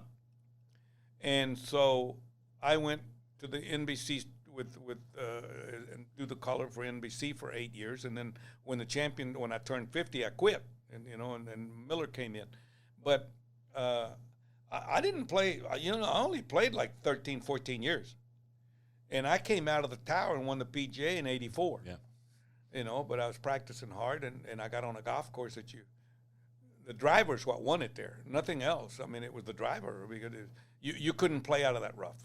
Nobody could play out of that rough. But that was Shoal Creek. Yeah, but the big endorsements came. I won 4 of the first 5 on the senior tour, and they said, this is okay. He's gonna rule for a little bit. I got to tell you a story about the senior tour. This is a hell of a story. When I turned 50, I knew that Nicklaus was turning 50 60 days after me. 52 days, actually, after me, or 50. And I said, I think I can do okay. Because they invited me to a tournament, that celebrity tournament that they play out there in Nevada, that they just played it. The senior tour was having a pro-am out there. And they invited me, and I wasn't quite 50 yet. And they invited me to come out because they wanted to test me to see, because everybody was raving about the magazines, had headlines about Trevino's going to turn for Trevino this, Trevino that. And I can understand that the guys out on the senior tour or the Champions Tour were saying, what the hell are they talking about? Not going to be that easy for him. So they're having this senior pro-am out there, and I went out and played. And I either shot 64 or 66 and won it. And I remember when Orville Moody says, yeah, I didn't believe it. I couldn't believe it. He says, yeah, you're right. You're right. Yeah, he is going to be there. So I ended up winning 4 of the first 5 when I turned 50. And then I got a thought. Nicklaus didn't play in any of those. And I figured that I'd do okay if Nicklaus didn't play. So I came up with an idea. And I called Barbara, Nicklaus' wife, and I said to her, Barbara, you keep Jack, every week that you keep Jack at home, I'm going to send you a dozen roses. I sent him, I played 38 tournaments that year. I sent Barbara 30 dozen roses. I did. You can ask her. I sent her 30 dozen roses. I'd send her a dozen roses every week he didn't play. You won 7 times on the senior tour in 1990. You won the U.S. Senior Open that year. I remember the senior tour being, and that's right around when I started getting into golf when I was a kid. And I remember the senior, it was a big deal back then. Ridgewood. Yeah. Yeah, I played Ridgewood. Great golf course. Yeah. Great golf course. What, you breezed past this, a big thing in your life that happened here when getting struck by lightning in 1975, which. Well, that's that's a great story also, because we were playing the Open Championship in Medina. And they had 2 tournaments in a row in Chicago, and we were playing Butler at the Western Open, and it was the next week. So on a Friday, I'm on the tee, and it's about 10 o'clock, 11 o'clock in the morning. And that tee's got some bleachers around it, and in other words, it's full of gallery. Mm-hmm. And it starts lightning. That was before the years that we had a detector. You know, you knew lightning was in the area, and it'd get you in. Siren would go off. Not then. Then you just a little cloudy and say, well, what do you think? No, that's too far away, and all this baloney, you know, and you keep playing. So I'm on the tee, fixing the tee off. This young man comes out and says, Mr. Trevino, he says, they told me to come and get you. They've suspended play, and they told me to come and get you and bring you in the clubhouse. I said, what for? And they said, there's lightning in the thing, and they want you off the tee. And I'm trying to be a clown and stuff, and I looked around and I said, well, let me ask you this, son. I said, what do you want me to do with all these people here? They're on bleachers that are steel, and do we take them in the clubhouse too, or no, they don't count? He said, I don't know, Mr. Trevino. He said, they just told me to come and get you. I said, well, good. I said, whoever told you that, you go back in there and you tell them that not to worry. If it starts lightning, I'll take my 1-iron out and I'll hold it up in the sky, because not even God can hit a 1-iron. And everybody laughed like hell, you know, and the whole deal. And I went in the clubhouse, right? The next week, on a Friday, we're playing Butler. Starts getting a little cloudy. And all of a sudden, a lightning bolt struck. And they had suspended play after we hit our balls to the par 3, which is 12 or 13. I can't remember the hole. And we're on the green. I'm playing with Mike Fetchick and Jerry Hurd. And all of a sudden, they suspended play, and we said, we're not going in. It's not raining. I mean, come on. They're going to bring us right back out here. I'm not going to walk all the way in. So we set our bags down, and we sat down at the back of the green, and there's a lake right there.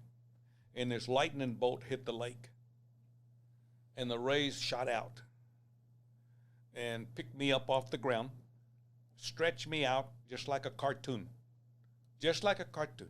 I'm about 1.5 feet off the ground, completely. It's got me in a prone position, and I'm stretched out. And I can't get my breath, because that's what lightning strikes do. I mean, you can't breathe, and then you black out. And I remember trying to breathe. There's nothing, no air going in. Next thing I know, the ambulance was there. I've been on the ground for almost an hour. And they put me on a board because they picked me up, and I was all tangled up. They didn't know what was broken.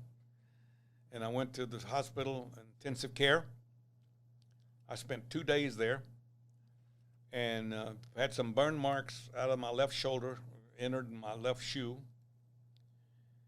And the thing that I'll never forget is when my wife was on the phone, and she says, how are you doing? I said, Claudia, you are not going to believe this. That lightning had me off the ground stretched out, and for the first time in my life, I was 6'2". And she said, he's okay. He's okay. It took me a long time to get it back. Because you were never the same with your back after that. Yeah, well, I've had 4 back operations. I have a steel plate in my throat, and then I have 2 steel rollers in my back for separation, because it comes down. So I put 2 steel rollers in there, and I'm good. I'm good. Now. Yeah. What was it like experiencing lightning after that had happened? I mean, I had to have some scar tissue. Well, that's what happened with all the things now, and you have good days and bad days. But I've had good days ever since I've had the 2 rollers put in. I went to Germany, Cologne, Germany, to have this procedure. Really? And they're just little rollers with wings on them, and they put them in between your facets, and it gives you your separation where the nerves can work on there. I'm saying when you had lightning, you played golf after this. There's lightning after this. What was it like? Going back out there and knowing there's lightning in the area? I respect it a hell of a lot more now. Yeah. If I have no place to go, if I have no place to go and you're in the middle of a golf course, find the deepest bunker you can find and get in the bunker. In other words, get below the ground, and then you'll be okay. Yeah, you'll be okay. Don't be afraid to get in a deep bunker and get up against the lip of it so you're below ground and you're okay. Yeah, but if I get out there and see it lightning, Carl Lewis can't outrun me to the clubhouse. Hey, I'm telling you. No, I don't mess with it. I don't mess with it at all. Well, I've got like a story, 85 different stories I want to at least ask you about here. But so this is going to be a little random grab bag of a bunch of stuff that you've told in the past or written about in the past. But I want you to tell me about trying to drive to Panama from Mexico in the early days. God, this guy, I'll never, I can't hardly, his last name was Gray. I can't remember his first name. He was a student at SMU. He graduated. He's a poker player, gambler. And he bet on me. He would go out and watch me play other guys, and he would bet on my side. He actually went to San Francisco with me in '66 when I was there. In other words, when I was there for the Open. But he liked the way I played, but he was a gambler. He knew that I could beat people, so he'd take me in there. So he says, they got a tournament in Panama. I said, we ought to go down there and see it, play it. And I said, okay. I said, how far is it? And he said, well, let me look at this map. And I said, okay. So we're looking at the map. And he says, you see here, because they say that from the end of your knuckle on your thumb to the end of your finger, to the end of your fingernail, it's an inch. Okay?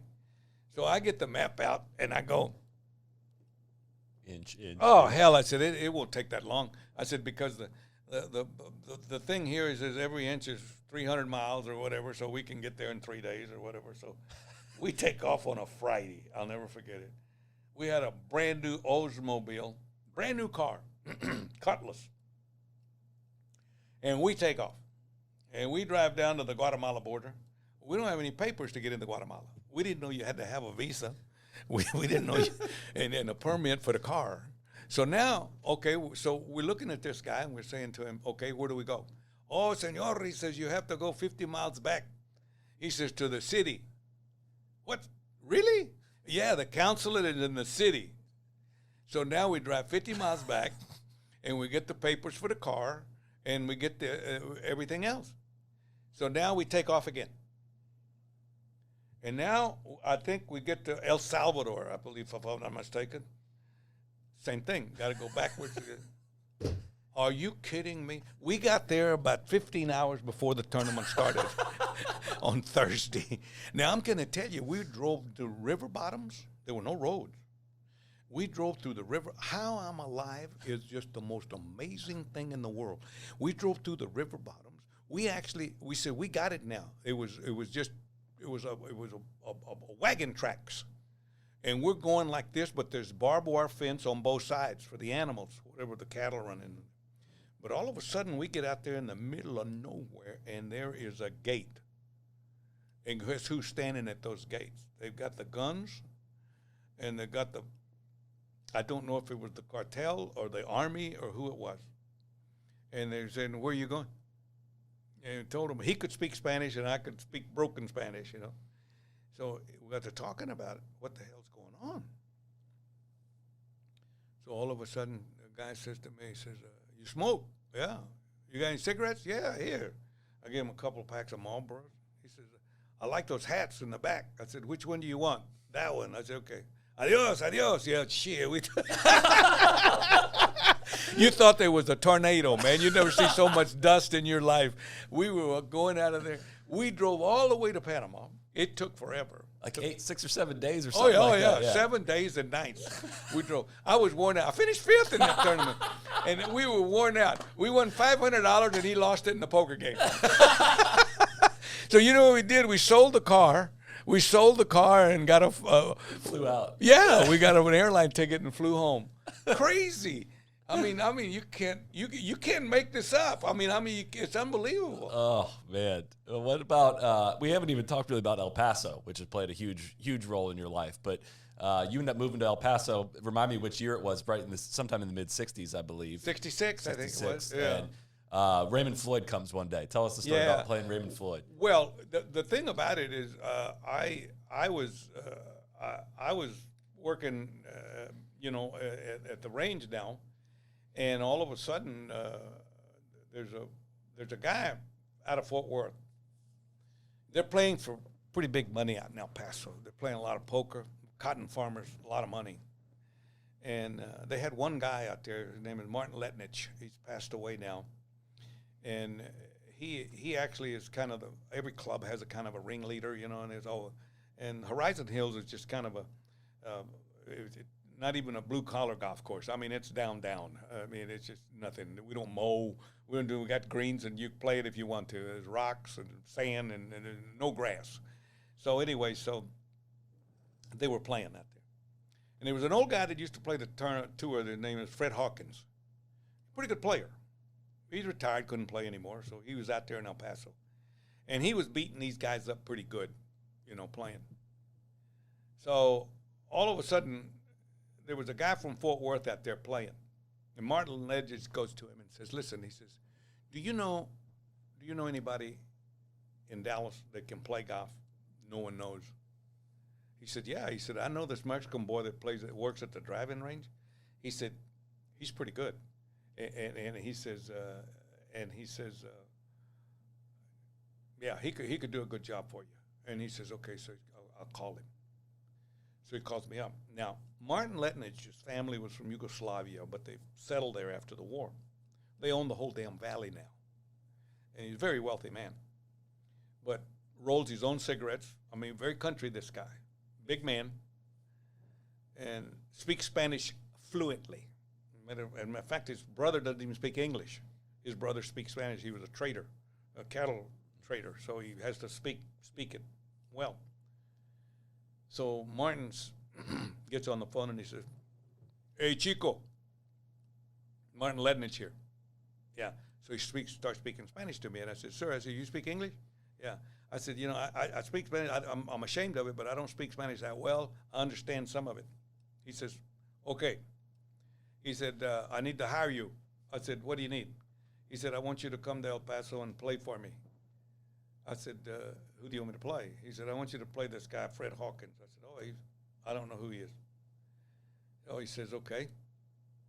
So I go out there. I get off of the airplane. I've got a gray kangaroo. He books you a flight, right? To come out. Yeah. Oh, yeah. So he said, I'm going to give you $100 a day to play for me. Well, I was making $100 a week. So I said, okay. So I jump on the plane. I got this gray kangaroo bag. It says McGregor on it and Lee Trevino. And as soon as I get out, as soon as I get off, gets my bag and I go out, here he comes in a blue pickup. It is so beat up, this pickup. It has run into everything. This thing is really bad shape. He's got hay in the back and wire. I mean, it's really nasty, really nasty.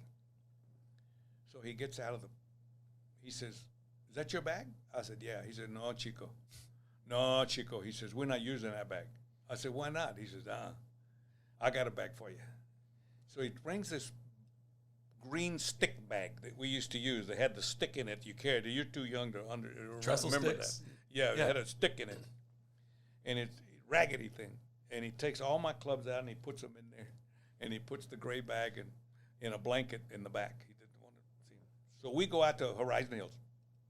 There was a guy that owned the Stylish Shoe Company was out there. Redmond was his name. And he's on the putting green. And he says to and he says to the guy that I'm playing, he says, listen, he said, who are you playing? He said, I'm playing that little guy over there. Redmond says, said, I don't know. He said, what's his name? He said, his name is Lee Trevino.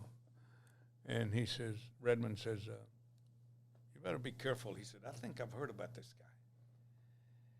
And the other guy says, listen, he says, if I haven't heard about him, he can't play. So I went out there and dusted him pretty good, okay? And we played the next day. We had a thing to play 3 days. And I went out the next day and played him and ran over him again. So he left. He didn't show up for the third one. So then the city champion wanted to try me, and I went back out, Fisher, and I beat him pretty bad. So Martin talked me into staying there. And I went ahead and I got a job at the club.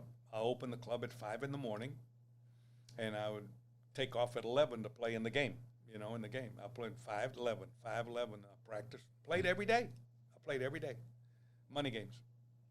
So one day I saw a couple of bookmakers that I knew from Dallas. And I was wondering what they were doing in the pro shop. All of a sudden, they're in the pro shop. I don't know how they found the place, but they found out that guys were playing for some money and betting on me. So I knew those guys from Tennyson Park anyway, so they came up, and one of them says to me, he says, I hear that you guys are playing for a lot of money out here. I said, I'm not. I don't have any money. $5 is mightily bit. So he says, do you think if we brought a player out here, they would bet on you? I said, I don't know. I said, you'd have to talk to Martin. He said, who's that? I said, he's standing right over there. I said, he's the guy with all the money. So he goes over there and he says to Martin Letnich, he says, hey, he says, if we bring a man out here, he says, to play your little man, he says, would y'all bet on your little man? And Martin says, sure. He said, we want to bring out, he says, who do you want to bring out? He says, we want to bring out Raymond Floyd. He said, bring him on, Chico. Now, Martin just had no idea who Raymond Floyd was. He was in the same boat I'm in. I mean, if he'd have said Arnold Palmer, he wouldn't have known who it was. I mean, come on, this guy's a farmer, and he's right there. And he says, yeah. He said, so one day I opened the shop, brought the carts out, 5 o'clock in the morning. I got the shop open. I'm doing something, vacuuming or something in the locker room. That's what I did. And I hear this car drive up in the driveway in our parking lot. And we have like caliche, gravel. You can hear it. In other words, when a car drives in, you can hear it. And it's like Seminole. Seminole used to have all gravel. You can hear it when you park. So I went out and I looked to see who was driving, and there was a Cadillac. There ain't no Cadillacs ever come in our driveway. There ain't no Cadillacs. They're all pickups or motor scooters or something, but there's no Cadillacs. And all of a sudden, I see this guy get out of the passenger side. Tall, had a pair of gorgeous blue pants on. He dressed, yeah, that guy could dress. He dressed great. And he had this beautiful pair of slacks on and his shirt, alligator shoes. And I went out there, and he had a Wilson bag with a cover all on it. I mean, it must have weighed 200 pounds. He had junk in that thing. So I picked it up, and I put it on the cart. Comes in the locker room. He sits down not too far away from where I'm at. I go over by the counter where the shoe counter is, and I unzip the bag, and balls fall out, shoes fall out. I'm trying to place them all on the floor, get the cover off the bag. Big old, he got all those clubs in there. He's sitting in the chair. And he says, can I get a Coke?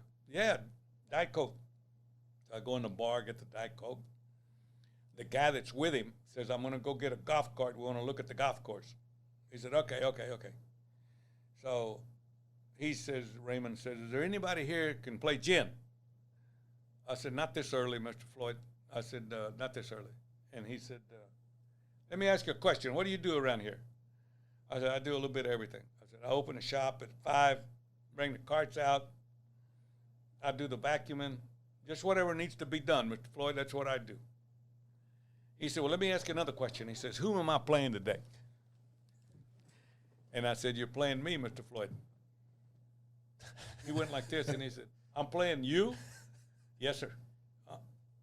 Okay. So the guy comes back. He says, come on, I got a cart. Raymond says, for what? He said, we want to look at the course. He said, I'm not going out there. He said, I'm playing the locker room attendant. He said, I'm going out there, I'm playing the locker room attendant? And he said, no, I'm not going out there. So he didn't go. So at 1 o'clock, we teed off. I don't remember the scores real well, but I think I shot 64 maybe. 64, 65, I think. And then he shot a couple of shots back, and I beat him. And when we finished up about 5:30, and he's sitting there, and he says, I hadn't had enough of this. He said, let's play another 9. And I said, Mr. Floyd, I said, I'd love to. I said, but I can't play another 9. I said, I got to put the cards up. He said, that's about right. He said, I'm playing the card man, too. He said, but I played him the next day, and the scores were about the like. Beat him again, and then I won again. And then there's no beating Raymond. You might win, but he's tough. Short term, yeah. Woo! He's a tough man. And so I ended up losing the next day. We had both had eagle putts on 18, and we were tied. And he made his, and I missed mine. Yeah. But beat him 2-1. I beat him 2-1. In your he got all his money back. He was the only one that bet on himself that third day, and put the money up. Tell me about playing the Open Championship with Bruce Devlin at Royal Lytham. What almost did a spit take with the water. I told, we're crazy. Bruce is crazier than I am, to tell you the truth. But he couldn't hit a driver. If he was, I'm going to tell you something. If he was in a stadium, he couldn't hit a bleacher. I mean, the driver was really bad. I mean, he hit it everywhere. So we're on the driving range, and we're playing together. And I think we're first off. We're not playing well. What year was this? Do you remember? I do not remember. Okay. But we were on the driving range, and he is hitting it everywhere. And I've got this old McGregor driver with a nickel insert. It's a little round nickel thing like this. And 1969, by the way. Was it? Yeah. So he starts hitting. So I said, really? You can't hit? He said, I can't hit a damn thing with this driver. I said, well, something wrong with it. I said, hit mine. So he sat there, and he pounded my driver. Boom! Boom! One right after the other. And he looked at me, and he says, my God. He said, what in the world? I said, I have no clue. I said, well, I'll tell you what we'll do. We'll use the same driver. He said, how the hell are we going to do that? I said, it's easy. I said, we have an observer. I said, but as soon as you hit the driver, I hit the driver, what does he do? He looks at the ball. I mean, he's not going to be looking at you. He's going to be looking to see where the ball's going. I said, so if you're up first, you take my driver from the caddy. And as soon as you hit, I'm going to walk right by you, and you make sure that my driver is in whichever side that I'm walking by you on, and I'm going to hand you the other one. We used 14 holes. And I told him if they ever wanted us to send the money back, we only won like $12, so we didn't win anything, but we had a lot of fun. That's what this life's about. Everything's about getting up in the morning and laughing. You can tell by looking at a person. You can look at the wrinkles around their mouth, and you can tell whether I can tell how to talk to them. If I see everything going like this, I go like this. Yeah. What about this was, I guess, was this controversial during your time? I believe you wore a Band-Aid over it to cover it, but a tattoo that you got at a certain point in your life. Yeah, I had a tattoo. I had a girlfriend, and a puppy, this puppy love stuff. And then I went in the Marine Corps, and I'll wait, and I'll do this. Well, I wasn't gone a month, and I got a Dear John, as you well know. You're always going to get that. So I got a Dear John letter and everything, and so that's the way it was back then. So what I did is I got a friend, in the Marine Corps, and I said, where do you get a tattoo? And the guy says, I can do it for you. I said, what do you mean you can do it for me? And he did. He took a needle, and he put some twine around the head of the needle, and you dip it in the ink and then put it in your skin, and he could put the name Ann, A-N-N, on here on my forearm. And that's what he did. The problem is I had to have it burned 75 times because he went so deep, when I took it off. But, I put the... And and you guys broke up shortly after that when you got back, and you had that tattoo. Oh, I never saw her again. Never saw her again. Nah, I saw her. You know what a Dear John letter is? That's breaking up with some, I saw her about 35 years later. Yeah, I did. Do you still have the tattoo? You were able to get it removed? No, or you still have it? I haven't. It's gone. It's gone. But I saw her about 35 years later. Maybe it was that. I don't remember. But it was way back. I was doing something. I was working. I was doing a store appearance. That's what it was. I remember for Dr. Pepper or somebody. And this gal kept talking to me, and she says, "You don't remember me?" And I said, "No, I'm sorry." And says, "I'm Ann." I said, "You got to be joking. Where in the world have you been?" She got married and had 2 or 3 kids and stuff. That was about it. I just saw her there for a little while. Wow. Yeah. This one just cracked me up. What about you were flying with Gary Player sometime, and you make a stop in the Canary Islands. And do you remember what Gary Player did? Yeah, the man nuts. All that thing that Gary tells you about not eating bread, and not eating sweets. I watched him pack his suitcase one time with 24 Snicker bars. He had in a bag. 20, or I guess he was taking them to his kids. I don't know. But he's a health nut. But, we stopped in the Canary Islands, and all of a sudden, I see Gary come out of the bathroom with running gear on. And he's got his sweatsuit on. I said, "Where in the hell are you going?" He said, "Oh, man." He said, "This is the best place to run." He says, "You got the whole runway." And he ran out there until the plane was ready to take off. The man is not right. I'm telling you. I went to stay with him. I'll never forget this in my life. I went there, and we did some exhibitions together. We raised money for his schools, and I went to South Africa. And we're out there in one of his farms, and he's got these race horses, and he's parade. He said, "I'm going to show you something." He says, I said, "This is a champion. I said, "What's a champion?" He said, "I'll show you a champion. He brings this horse out, parades in front of us. Beautiful horse, a race horse. He's got the right blood. He said, "He's a champion." I said, "Really? Has he run yet?" "No, not run yet." He says, "But I'm going to sell you half of him." And I ended up giving him $6,000 for half of this damn horse. I didn't know what went with it. Buying a horse is nothing. That's like buying a car and never putting gas in it. You understand? It's not going to cost you anymore.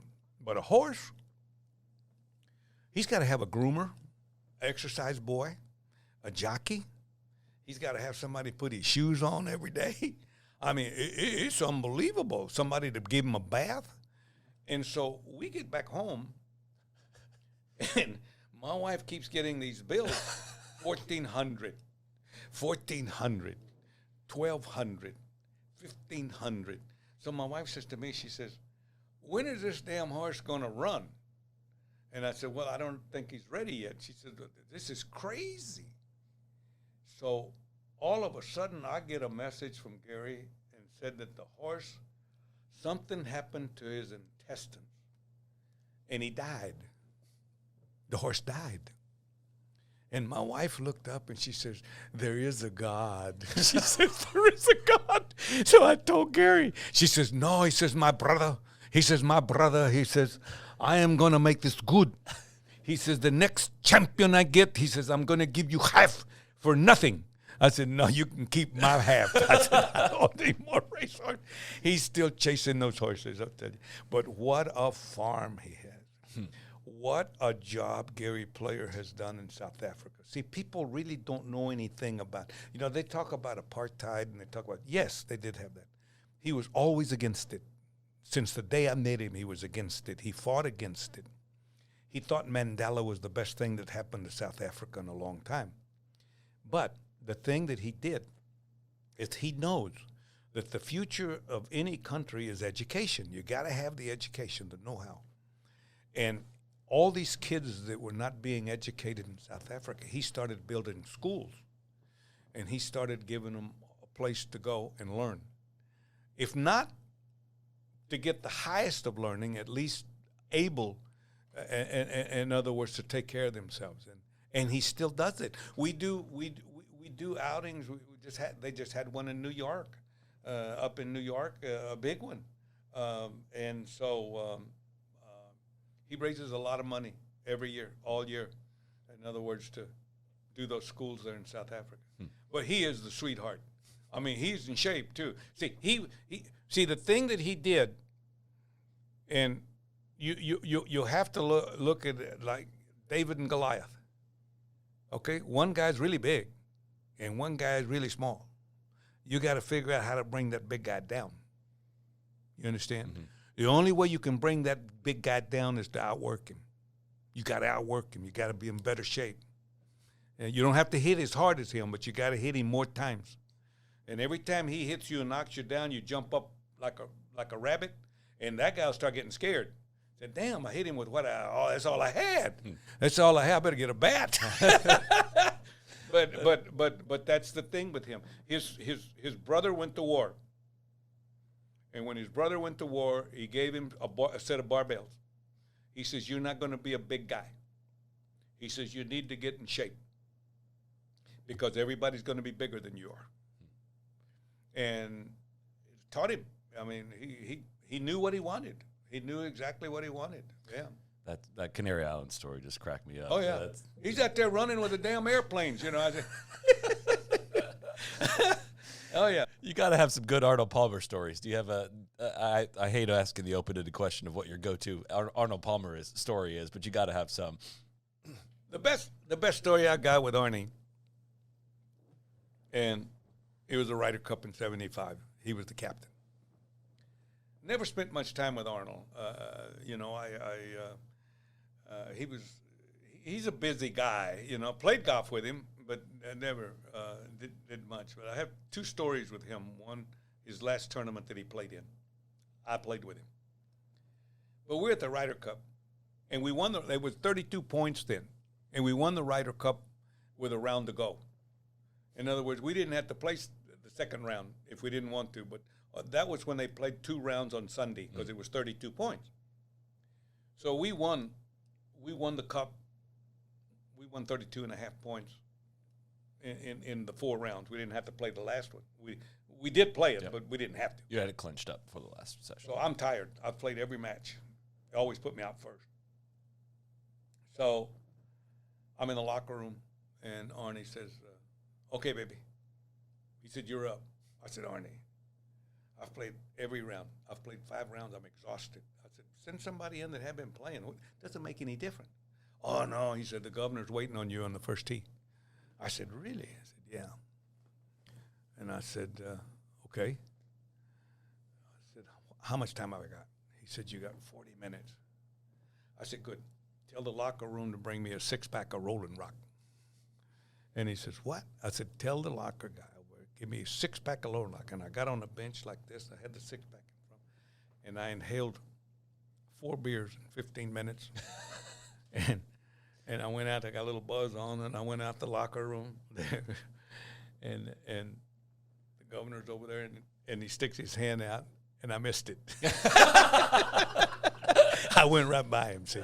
So anyway, he thought I was joking, and I'm glad because I missed it completely. But anyway, so we turn at 9, and I'm playing a guy named Norman Wood. He's a golf pro now in Scotland, and I didn't know who Norman Wood was, and so he's got me 2 down at the turn, and Arnold is in the pavilion, and the 10th tee's right over like this wall here. And he says, "How you doing?" I said, "I'm 2 down." He said, "Hold it right there." He goes over and he gets me 2 beers and hands me over he hands him over the thing. Did you come back? No. I was 4 and 3. But I had the pleasure, I still have the golf ball, of playing the last round of golf with Mr. Palmer. It was down at Augusta Pines in Houston, and we were playing a senior tournament there. And I birdied 1, and I birdied 2. And I was going down the 3rd hole, and he comes over to me, and he says, "Are you trying to embarrass me?" He scared me, to tell you the truth. And I said, "What are you talking about?" And he starts laughing. And I said, I pulled both of those putts, and they went in. Hell, I misread them. I said, you do that sometimes. So we get to the par 3. And this par 3 is like a boomerang. It's like a banana. And it's over water. And the pin was on the right corner. And I hit 5-iron in there, about 25 feet left of the hole. And he gets up, and he's got a hybrid. And he hits it. And when he hits it, man, he starts rocking that head, and stuff. And all of a sudden, nobody says anything. And so he turns to me and he says, "How close is that?" I said, "How close is what?" He said, "That ball." I said, "Arnie," I said, "the pin's on the right side." He said, "What?" I said, "The pin's on the right corner of the green." He said, "Well, what the hell is that I'm looking at there?" I said, "That's a pine tree." It was a tree that he shot at, and the ball hit the green and came back in the water. And I said, "I don't know how to tell you this." I said, "But that ball came back and went in the water." And he looked at me and he said, "That's it." This is what he said. He said, "That's it." He said, "That's it. I'm not playing anymore." I said, "What do you mean not playing anymore? You want to take my cart and go in or what?" No. He says, "I don't ever leave a golf course." He said, "I'm going to finish playing." He said, "But I don't want any score on the board." So I told the lady not to put anything on the board. But he says, I'm not playing anymore." He said, "That's it. That'll be my last time." I mean, he quit at Augusta Pines on that par 3, 4, or 5. I don't remember which one it was. So now I'm playing with John Mahaffey and and Arnold. So naturally, my minds were going. I said, last round, Arnold Palmer, what can I get? I got to get something he can autograph for me. I said, a ball. I want the last ball he hits on 18. So now Arnie wants to put on a show. Arnie's trying to go over lakes. He's going over trees. He's hitting shots he's never hit in his life. But the ball problem is the ball's not going anywhere, and he's going in the water. He keeps hitting balls in the water, and I'm over with wedges trying to fish him out because I'm afraid. I'm afraid he's going to run out of balls. Yeah. And now I don't have a ball with an umbrella on it. You understand? He's going to be using mine or somebody else's, or somebody brings him some. So I said he's going to run out of balls. And I'm fishing the balls out of the water and getting them back to him and stuff. And he's rifling everything. He's going everywhere, right? We had a hell of a time. So he comes to 18. He's got an 8-foot par putt. And the caddy grabs the flag, and I move the caddy out of the way. I said, no, I got this one. You're not holding this flag. I'm holding this one. And so I got the caddy out of the way, and I'm holding the flag, and I'm standing close to the hole, and he makes it. And I reached down, and I grabbed the ball out of the hole, and I asked him, I said, "Can I have this ball?" He said, "Sure." I said, "Okay." And Mahaffey says, "What can I get?" I said, "Ask him for the glove." And he didn't want to give it up because, his warehouse, his museum's full of them damn gloves. And it smells gloves in there. But so anyway, Mahaffey got the glove. I got the ball. The saddest day of my life was when I sat on the couch with him. And the media, it was outside, just outside the locker room. They had a couch there with the media, small media. And he sits there. And they asked him a question. And he couldn't speak. And I get emotional even talking about it. And he couldn't speak. And I'm sitting next to him. And I look over at him, and I see a tear coming out of his eye. And he's just sitting there. And he looked at me. And I'm trying to think of what to say to break this. And I said, "It went fast, didn't it? Life goes really fast."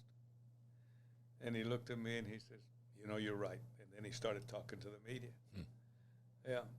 But what happens in my opinion, with that is a lot of thoughts going through. And you can't say anything.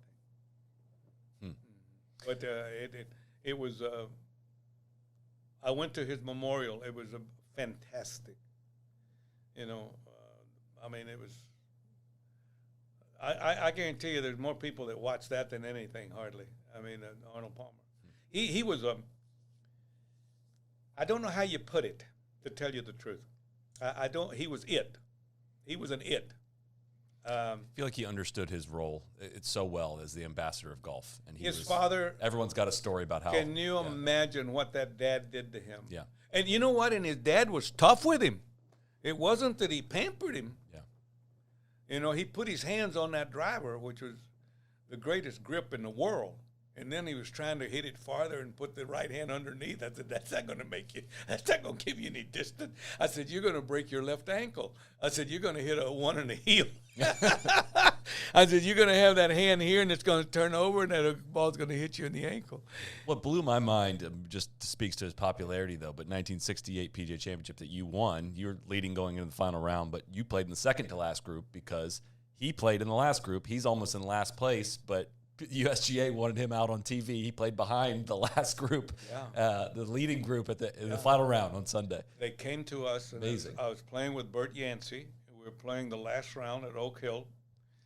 And they came and they said television was just starting to get cranked up as far as tour was concerned. So they came out and they said to us, they says, do you really mind if another twosome plays a couple of holes behind you? And we said, no, not at all. What's the problem? And they said, well, you know, the media and television and all our fans, they want to see Arnold Palmer. And we're going to put him in behind you and Bert with an amateur, which was a real hot amateur at the time. He never made it as a professional. Tried to, but he never did. And his name was Jack Nicklaus. And good college player, great college player, great amateur. But he didn't pan out as far as the tour is concerned. And they played behind us. And that was one of the first times I ever met him. I was in the scores tent. And he came over and shook my hand. And I looked up at him, and I said, man, this is better than winning the tournament. And then I went to the media, which was in a parking lot right behind the green. And it was believe it or not, it was a funeral tent. And they had 2 cameras there because that was when they had AP and UPI back then. And I spent about 5 minutes with him. And then we jumped in the car and went to the El Sombrero and had a margarita. That was it. That was it for me. Wow, what a highlight. Yeah. Can't believe this hasn't come up yet, but I know you've talked about this a lot in the past, but you've had a up and down relationship with Augusta National and the Masters throughout the course of your life. You've mentioned, you've boycotted it at times. You've mentioned the regret of all that and going through that. I wanted you just to tell the story of who talked you back into, or kind of why you ended up why you felt uncomfortable at the Masters or at Augusta, and how you ended up coming back around on that. My problem with Augusta was this. When we got there on a Monday morning, there were 4 people in my car. And we came to the guard gate to go in. And they said to me, you can go in, Mr. Trevino, but the other 3 people can't. They're going to have to go down through the other gate and buy a gallery ticket. I said, no, they're not getting out here, and they're not buying a gallery ticket because I'm going to get them a gallery ticket when I register. And they said, no, you can't do that. And that's what set it off. That's what started the ball rolling right there. I had my caddy with me that took care of me. He drove my car, took care of my stuff. Neil Harvey. They wanted to kick him out. So I ended up getting into it with Cliff Roberts. The golf course never had anything to do with me not going there. I love that place. It's gorgeous. I was even in business there in Hepspa, right down the street. We had a dairy. I was in business there with a farmer. This whole thing with Augusta started with Cliff Roberts and the tickets. And the way he can't defend himself simply because he's passed away. I don't talk too much about him. But he wasn't very pleasant to talk to when I talked to him about trying to get my tickets and the whole thing. And I didn't agree with it. And I said, I'm not going through this. So then when the media was going, I was trying to I didn't want to say anything about Mr. Roberts. You understand? So when they said to me, you know what, I said, well, I can't play the course. There's too many dog legs to the left. And that's the way I left it. What are you talking about? I can play in a corn patch. It doesn't make any difference. I learned to play golf in a pasture, digging a hole with a butcher knife, and I can't play Augusta? Are you crazy? No, that wasn't it. I led it twice, in other words, after 36 holes. So, no, my whole thing was with the dictator. Yeah, he was a dictator. And if people were really honest and you asked anybody else out there about him and they told you the truth, they'd tell you the truth, the same thing I just told you. Mm-hmm. He was a tough cookie. He was a tough cookie, and it was his way or the highway. I took the highway. You understand? I didn't want to argue with him because I'm short-fused. I got a short fuse. Yeah, there's some of those stories in your book, which I would highly recommend to people. Yeah, I think you do need an update to your autobiography if it's been 40 years, I think. But, there's a line in there. I don't even know how to ask a question around this, but this made me just cackle. I was sitting at my back porch. I don't know if I could feed you the term manual labor. Do you have a go-to line about that one? Oh, you mean the manual labor? Yeah. I started all that stupid stuff when I was on tour, after I made money and became somebody. They said, man, where did you come? Man, I said, I didn't know I thought manual labor was a Mexican. That got me. I know you've told that one before, but that got me so good reading it. I used to tell all those stories, and then my friends would come and say, hey, man, what are you doing? It's a joke. I'm never serious about anything.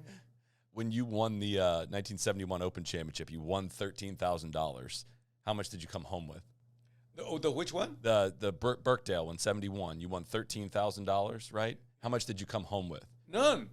Why is that? Bro, that was my whole deal. I played in a Pro-Am at Bighorn, and 3 years ago I won the Bighorn shootout over there, and I got $6,000, and I waved the check at them, and they said, what is it? I said, man, this makes me feel like playing the Open at Birkdale. And they said, why is that? I said, because I lost money at both tournaments. Oh, yeah, that's, we had 12. We had a bunch of people with us. When we went to Muirfield, we lost more. I had 12 people, rented a castle. But the story with the nuns, you promised some nuns money if you won the tournament? That was at Birkdale. That was Jimmy Dean and I. Yeah. Jimmy Dean and I, they were dressed in their habit, the whole thing. And because I promised them if I won the tournament, I'd give them $5,000. So I won the tournament, and there they are, standing there. I mean, the nuns. And I said, okay, where are we going? I said, we're going back to the Prince of Wales. So they come back to the Prince of Wales. So we ended up going over to the Kingsway Casino to the bar. We had two nuns in the bar, Jimmy Dean and I. I mean, come on, there's not too many people can do this. And they came in with us, and we got them. But you know why they went in there? Listen, they didn't go in there to get the fact. I told them I was going to auction off the wedge. And I auctioned off the wedge and got $13,000 for the wedge. Mm. Wow.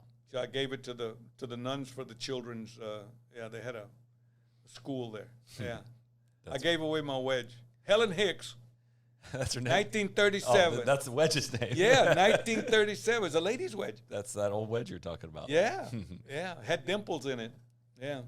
Well, I do regret to end this because I think I could get you talking golf for 6 or 7 more hours, but I'm conscious of your time as well. And we greatly, greatly appreciate Thank you. You spending some time with us, telling some stories. And I've heard a lot of them in a lot of places, but this was probably number one on my to-do list before I die.